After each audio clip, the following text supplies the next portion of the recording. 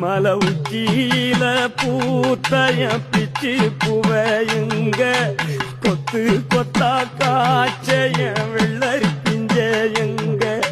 கொல்லையில காஞ்சைய பட்டு சிலைய பார்த்தா பச்சை மரமேவும்